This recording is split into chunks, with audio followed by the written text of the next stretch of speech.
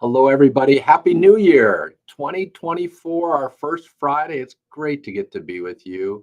I'm Mike Ackerman, genetic cardiologist at the Mayo Clinic in Rochester, Minnesota, and director of Mayo Clinic's Winland Smith Rice Genetic Heart Rhythm Clinic and the Winland Smith Rice Sudden Death Genomics Laboratory.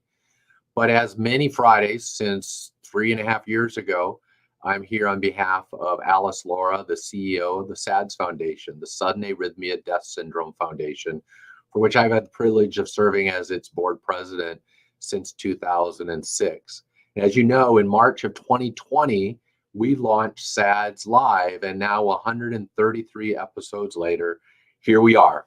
And it's been great to be with you in the previous years, and we're very excited about 2024 and what that brings for us as an organization, the SADS Foundation, devoted to families who are at risk of sudden cardiac arrest, tragically sudden cardiac death, from a variety of genetic heart diseases, those SADS conditions, and whether that's long QT syndrome or CPVT, Brugada syndrome or ARVC, laminopathy, or whatever is your heart disease for which you have found the SADS Foundation to be your home, we're glad to be that home.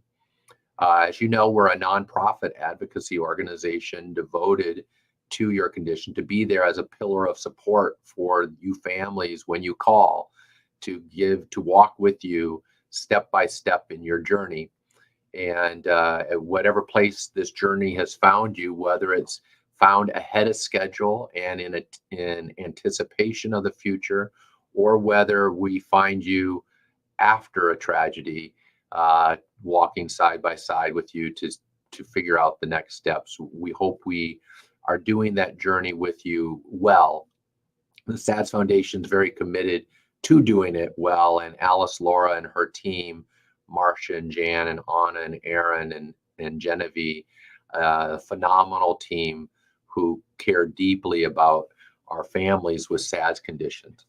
Well, today and this month of January is sports and exercise in the setting of genetic heart diseases. Wow, how can that be? And in fact, just a few years ago, it seemed like we couldn't say that together because they were viewed as oil and water. They don't mix. And we have challenged that notion in my program for over 2 decades now.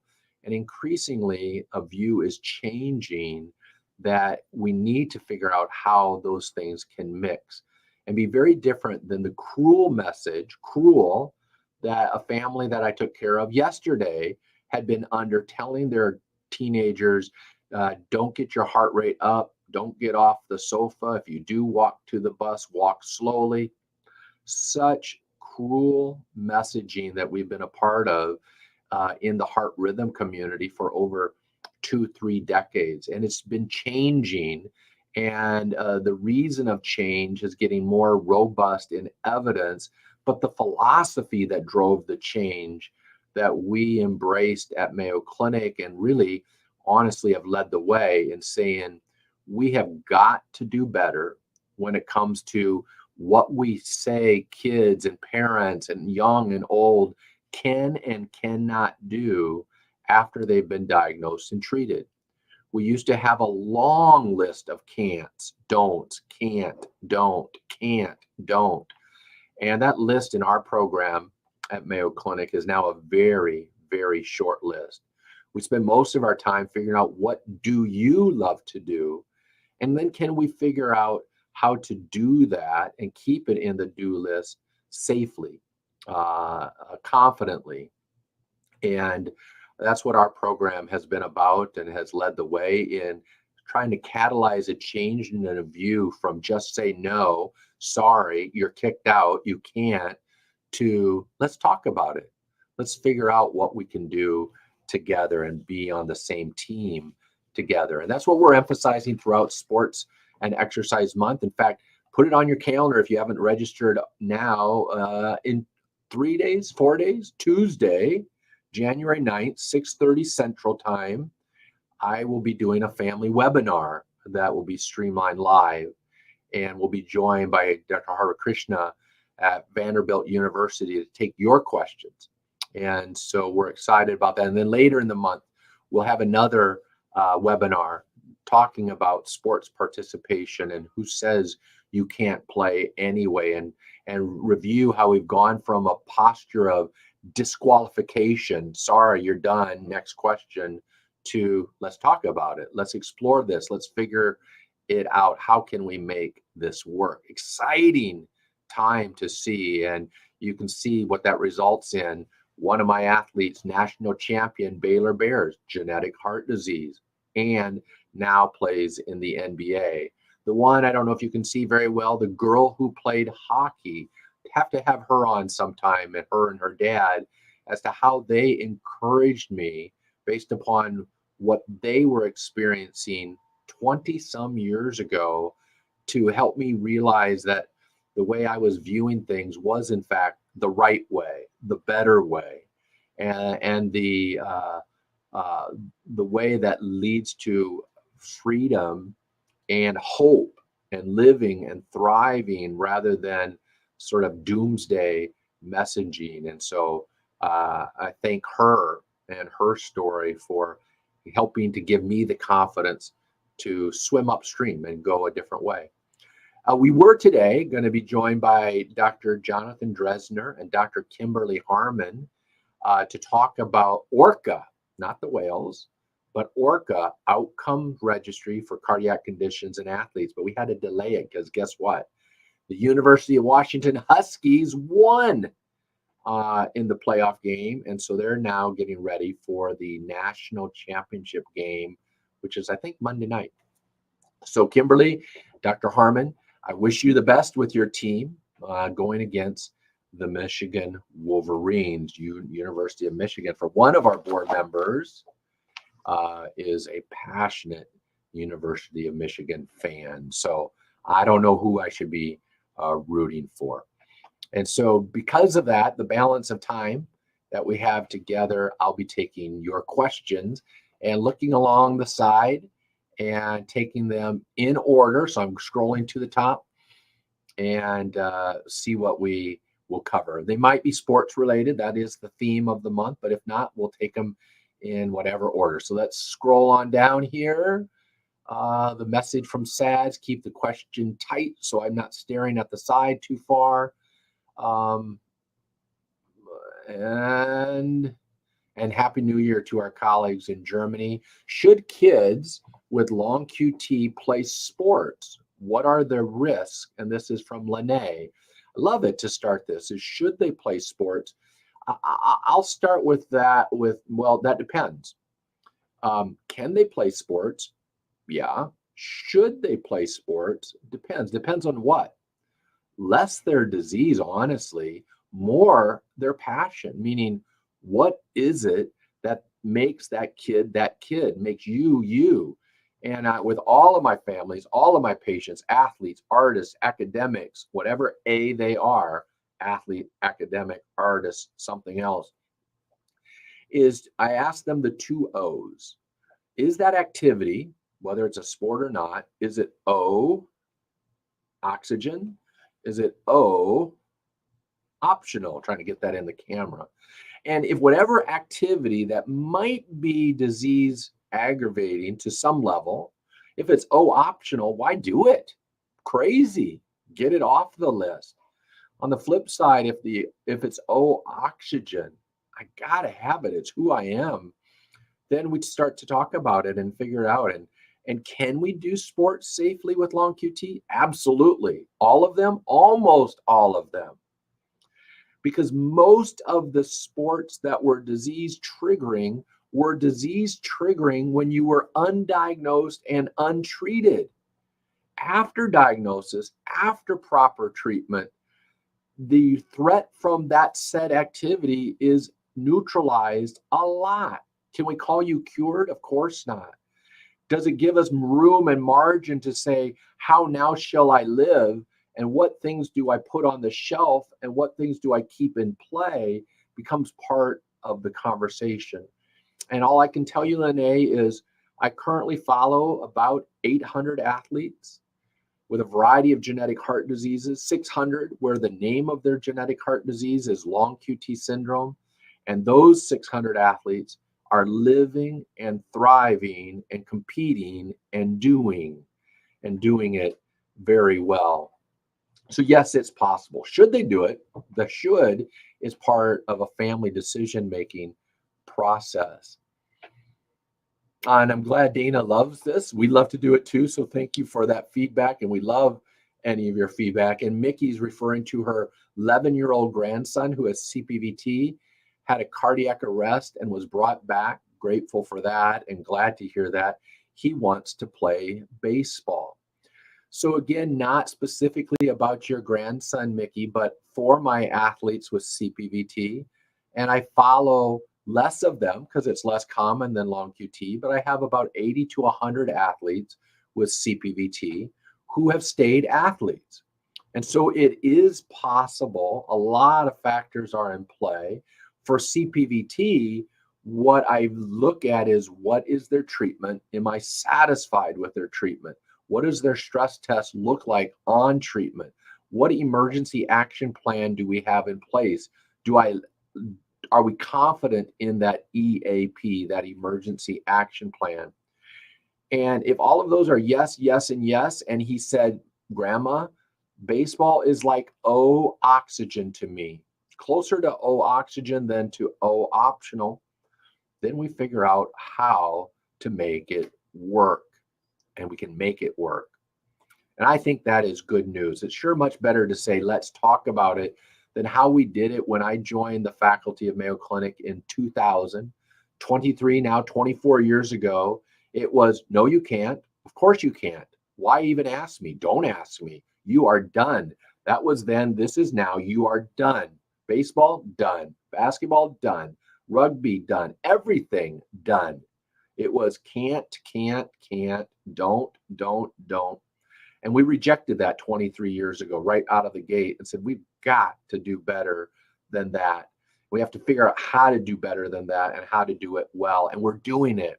We're making progress. And I am really excited about that. Sheila's sharing that her boys are now 13, teenager. I love it. Terrific teens. Don't let anybody tell you terrible teens. Terrific teens, terrific 2s and 3s. Nothing terrible about them. And both of the boys have had denervation. Their numbers are still high. That's okay. As an aside, the denervation does not always shrink or shorten the QT interval. That's not a marker of its protection. It acts in a different mechanistic way. About a third of our denervated long QT patients will see about a 30 millisecond or more shortening, but over 2/3 don't show that shortening at all. So that's not a marker of its efficacy. Their cardiologist has not released them to play competitive sports.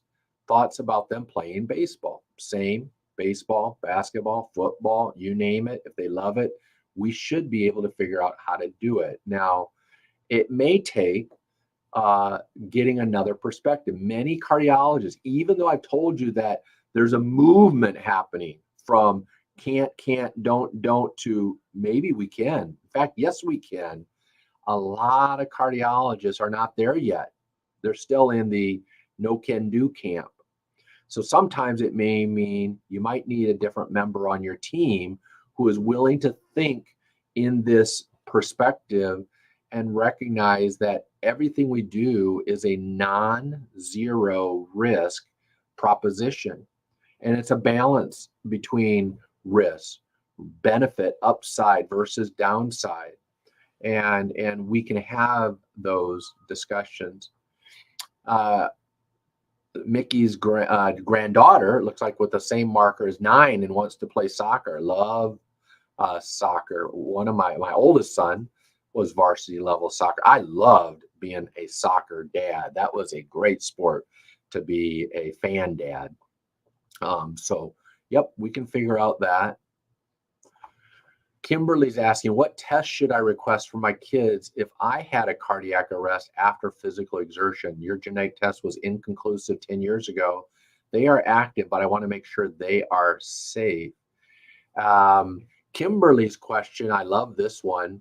And I'm glad that you survived the cardiac arrest. I think the real issue for you is, Have they established a diagnosis? So in all of my sudden cardiac arrest survivors, just like the one I saw about 2 hours ago for her first time evaluation, is do we have a name? Do we know what caused it? And oftentimes after a cardiac arrest, they get their initial evaluation when they're in the hospital. Nothing's found, so they get installed a defibrillator. And then their team stops thinking about the search for the cause. It might have been called 10 years ago, unexplained exercise triggered cardiac arrest.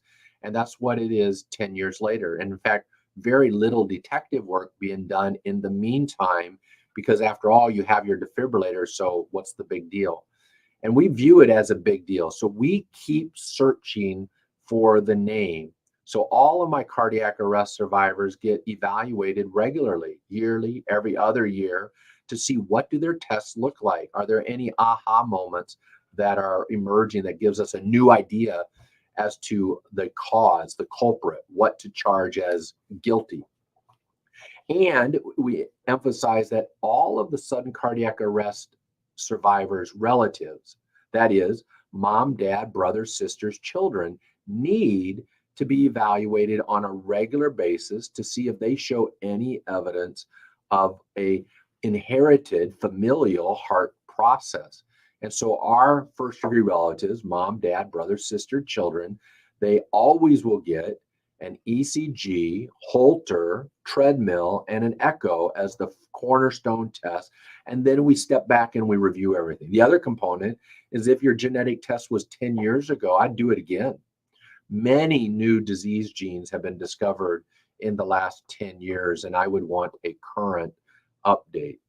And the next one, I love this one, not a question, but two of my favorites, two of my former trainees, and they're always going to be my trainees and mentees, Marissa and Katie, now at Milwaukee's medical school and graduate school, are giving me a greeting. So to you, Katie and Marissa, happy New Year. And you just made my day seeing you guys' names show up there. Helen, how should sports exercise be managed with a child with long QT, a double mutation, but the hearing is intact? So describing a situation where you can have two different LQT1 mutations, and yet collectively, they're not bad enough, strong enough to produce the deafness, which is the version of long QT1 when you have a double whammy and the amount of potassium channel is reduced to basically zero. Then you are deaf from those mutations. But sometimes you can have two long QT1 mutations that are both weak enough alone that collective activity in the inner ear to preserve hearing and sensorineural hearing or conduction. And so sports is managed the same way. It doesn't matter to me whether you have one good LQT1 mutation or two weaker ones or two moderate ones. We come up with the drill. We make sure that we are satisfied with your LQT1 treatment program, that we've sized up the risk, whether you want to be an athlete or an artist. We decide what risk do we see that your LQT1 substrate, single mutation, double mutation, doesn't matter, is presenting. And then we counter that threat with an LQT1 directed treatment strategy, whether it's the medicine beta blocker, Nadolol, whether it's Nadolol and denervation, whether it's denervation all by itself, whether it's going all the way with an implanted defibrillator. And once we are confident in your treatment configuration, after that time, we then ask all of our families, how now shall we live? So treatment first, risk assessment first, good treatment program put in place, then start to unpack the question of how now shall we live despite my diagnosis. And Happy New Year to you, Jan. It's definitely off to a great start getting to spend the first Friday with you. And we have Christy from our Instagram audience, which was new as of to the last one we did. I guess we just were together last year, last Friday. And her husband, you have two sons with, your husband and two of your boys have LQT2. they have prolonged QT on the recovery phase of the stress test.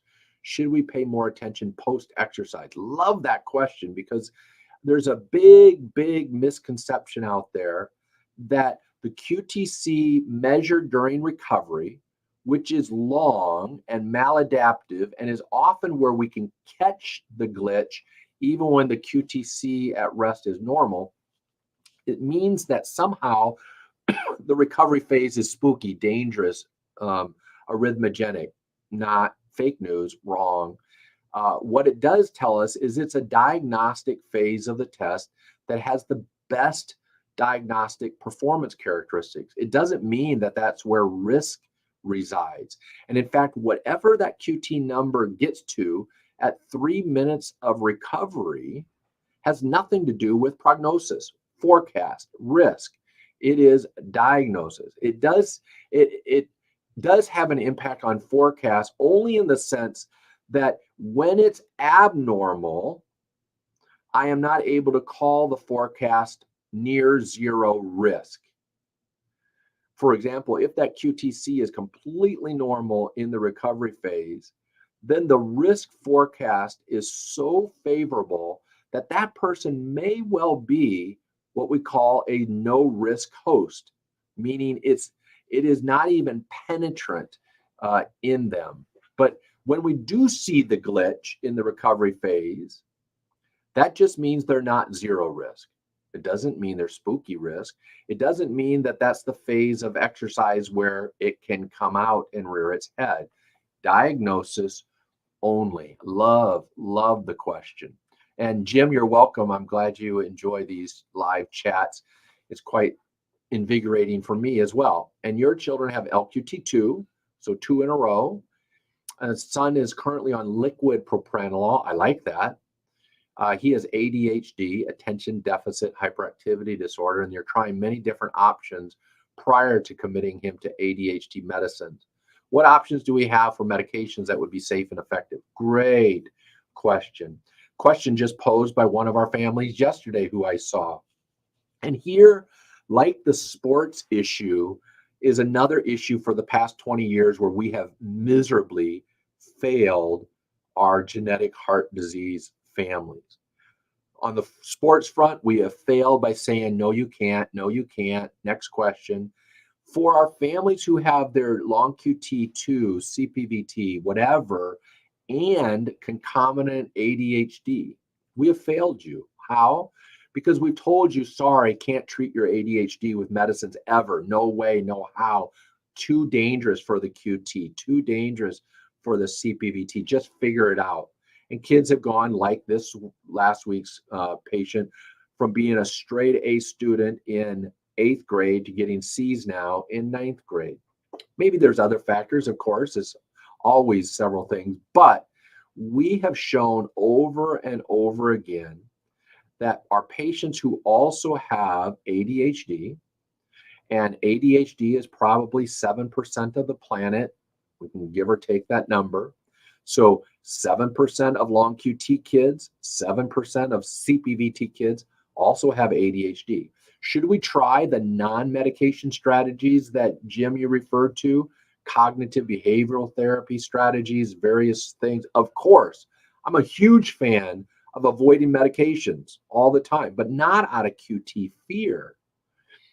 So when we've done that drill, then I am not afraid of any ADHD medication in terms of it causing a problem to the long QT. Just have not seen it in 20 some years of treating our patients. Now, I don't recommend which stimulant.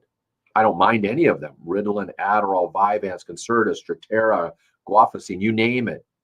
But I'm not the ADHD expert. So I should not be the one saying which medicine, just like for our patients who struggle with depression and anxiety. It is not my place to say Wellbutrin or Zoloft or Prozac. It's my place to say I'm not afraid of any of them. And then have the other member of your healthcare team say, you know what, in the way your child's presenting, I have had great success with Ritalin, with whatever. And whatever that answer is, I bet you we can make it work because I'm really not afraid of stimulant therapy.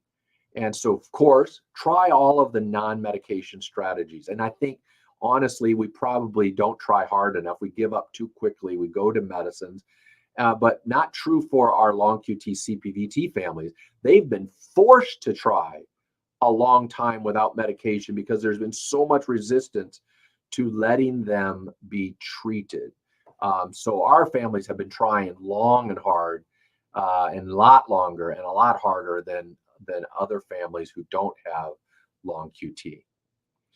Laura's asking, how do we know if sports and exercise are okay with CPVT? Well, we don't, right? We know that adrenaline, sports, is a potential trigger to CPVT, no doubt, no doubt. Same for long QT, no doubt. Same for ARVC, no doubt. What we have to ask ourselves is, after you've been diagnosed and treated, is there room to either return to what you loved or to take up a new thing that you think you might love that happens to be called a sport? And there, I think there's room. Is it a guarantee that nothing bad will ever happen? Nope, can't guarantee that. But what I can tell you is some data, and the data is as follows. Of my 800 athletes who returned to their sport, the vast majority have returned without a defibrillator. Only about 20% of my athletes have a defibrillator. So that's now 80% who don't have a defibrillator. So that's about 600 athletes back to their sport without an internal defibrillator. Of those, how many have had the emergency action plan activated because they collapsed, went into cardiac arrest, and needed the AED, the automatic external defibrillator, AED, to rescue them? That number is 0. 0 out of the 600 in 20 years. So is the risk 0? Of course not. Has it been great so far? Yes. Good enough that we should let families participate in the decision and weigh risks and benefits in the balance? Absolutely. Aaron's daughter and Aaron were diagnosed with LQT1 last year and medicated, and daughter's on the dance team. Oh, I love that. Speaking of dance team, can you see that one from Alexis?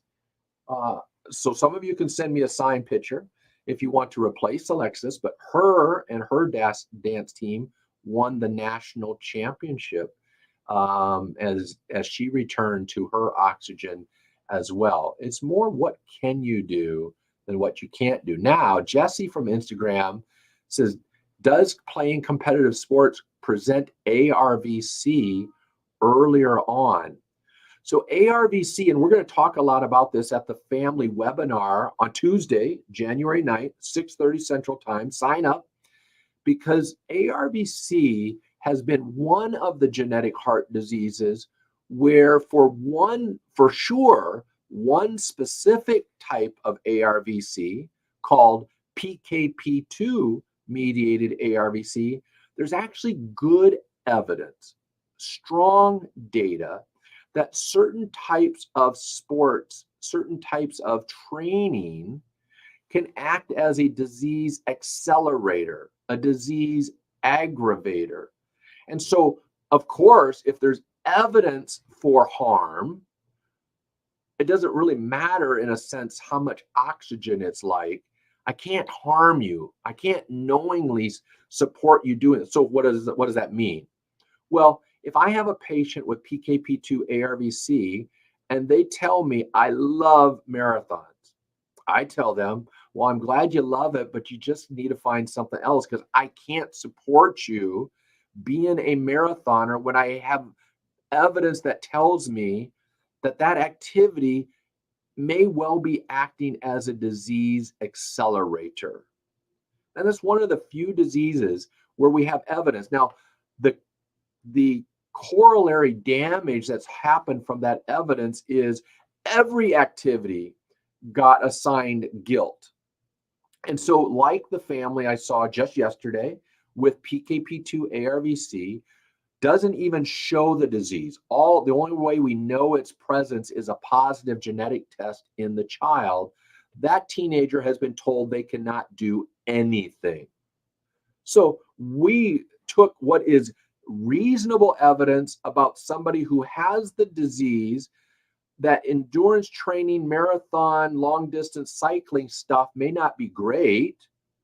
And we brought it all the way to therefore saying no activities are permitted for anybody who has ARVC, even if all you have is a positive genetic test. And that has been equally bad. So the pendulum is swinging back to say, wait a second, is that right? And we're going to talk about that more on Tuesday.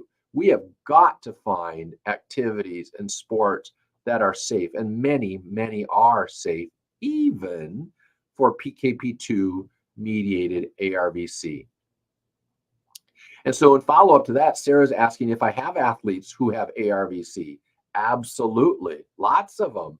Do I have as many as long QT? No, nowhere close to 600. Haven't even hit 100, because it's taken longer for a sense of that it's reasonable for an ARVC person to stay an athlete, because the door on ARVC up until recently has been slammed so shut, so hard, that it's been taking a while for others to hear us knocking at the door to say, can we do better than that for our families with ARVC? Why are we shutting them down from everything? Let's get reasonable here.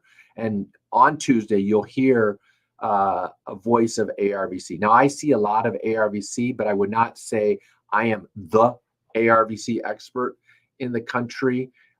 So I learn from those experts as well. I see as many as anybody, but that's not where we spent the majority of our time with the Winland Smith Rice Genetic Heart Rhythm Clinic, which has been home to lots of long QT families, lots of CPVT families, and HCM and ARVC. So my point is, I think because of our expertise in long QT syndrome that started 20 some years ago, I had confidence early on to go against the grain for long QT. That then let us go against the grain for CPVT and HCM. And ARVC has come on the line more recently with trying to create the conversation out there that how we've been doing it has been wrong, meaning shutting down all ARVC kids just because of a positive genetic test from all activities is wrong, wrong, and wrong. And so because of that perspective, we are starting to see more and more ARVC families who have been tired of being told, no, you can't, to everything. Alexandra from Instagram, what kind of sports isn't allowed with CPVT? A couple ways of answering that. I would say every sport is not allowed if I don't like your treatment. Once I like the treatment and am satisfied with what I've done to tailor the therapy, then almost every sport is allowed. Now, for some families, we'll conclude, well, that doesn't make very good sense. So I require an emergency action plan, an EAP, for every one of my athletes. That EAP is straightforward. If you collapse and do not regain consciousness within 10 seconds, you must assume that a sentinel sudden cardiac arrest is occurring. As a result of that presumption, 911 is activated immediately, chest compression started immediately, the external defibrillator retrieved, applied, and shock delivered if instructed to do so immediately. So that EAP, that emergency action plan, is universal in our program, not optional, and it has never been used in any of my athletes for 23 years. But since that's the universal Boy Scout, Girl Scout, whatever numbers, be prepared strategy, there might be some sports where we say, well, that's not going to be possible. What could that be? Well, maybe I can't execute the emergency action plan if my athlete is a rower and they're out in the middle of the water and the AED is 5 minutes on shore. Okay. If we can't make it work, then we have to think through our options. Maybe you're a downhill skier and I don't have anybody wearing the AED or having it near me if I were to have a cardiac arrest. So there's some activities where some people will say that's a bridge too far. It just doesn't make sense to have this work in a robust way. But most sports are allowed. Oh, excuse me. Amanda, what are my thoughts on sports participation in LQT3 and Brigada, possible overlap, strong family history, normal EKG so far, asymptomatic, but gene positive? I would say, Amanda, for most part, when I have a family like that, of that description, their world is their oyster. I'm not worried at all. I hope you hear a recurring theme here as opposed to the emotional devastation that so many of my families arrive to Mayo Clinic under, of feeling they can't do anything, that they're just a ticking time bomb waiting to go off. Just not true. We can do almost everything. Let's see. We are coming. I see the clock. Sabrine from Instagram. Can an individual diagnosed with LQT2 on beta blockers participate in sports? Absolutely. It depends. A lot of things to sort out, but in general, of course. Sheena from Instagram. Can you resume exercise after an ICD shock and ARVC? Is there a period of irritation which could trigger further episodes of VT requiring shock? I love that question, Sheena. It's really an important one. I view any ICD shock that's appropriate, certainly the inappropriate shocks need to be addressed with, but any disease-triggered appropriate ICD shock is a call to action, a call to review, a call to reassessment, not a, well, that's why you got the ICD, it worked, see ya. We should look at things and say, why did that disease-triggered episode break through my medication, my therapy? What adjustments might I need to make? And we may conclude we don't need to make any adjustments, but we have to break out of the mindset of, well, the device, the box did its job, that's what it's there for. And instead view it as a call to action to do our detective work. Maybe we learn that it broke through because the person stopped their medicine for 5 days. Maybe we learned that they were under the weather and had 3 days of a vomiting diarrheal illness. So there may be a different reasons that emerge for that breakthrough. And then we make disease-tailored adjustments, and then we return. So I would view the shock is generally viewed as a penalty box situation where we put you in the penalty box for a little bit. We have some great ones. We have come to the top of the hour, and unfortunately, it looks like my voice is disappearing on me. So we're going to take the rest of the questions. We'll pick them up in order in 2 weeks. We might be able to do several of these because they're great ones in the family webinar in, I guess, 4 days. And so I hope you'll join us. I thank you for your questions. Already some of these questions have been added to our to-do list of, we've got some more work on messaging to do. We have some more papers to publish. We have some more call to action to achieve. And so I thank you for constantly and powerfully reminding me what we need to focus on so that we can do everything we can do that is in our control to make sure you and those around you are helping us live and thrive. So may 2024 be the year of living and the year of thriving with your heart condition, where you as an athlete become less limited by your diagnosis and your disease, and limited only by your desire, your drive, your discipline, your determination, your devotion. Wouldn't that be wonderful if it's those D's that determine your destiny for your sport of choice rather than the diagnosis or the disease that tries to say, no, you can't, right from the beginning? I don't say no very often. I'm confidently work towards the answer being yes. I work super hard for that answer to be yes if that activity is your oxygen rather than your optional. And we'll discuss those themes more in 4 days and then probably again in 2 weeks. So until then, have a wonderful weekend. And I do, Dr. Kimberly Harmon, if you're listening, team physician rather, for UW, University of Washington Huskies, wish you all the best.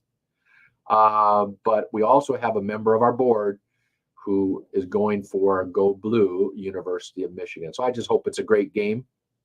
And we'll see many of you again after the game, the Division I University Football Championship, if you're wondering what the game is. And we'll see you next Tuesday. Have a wonderful weekend, everybody.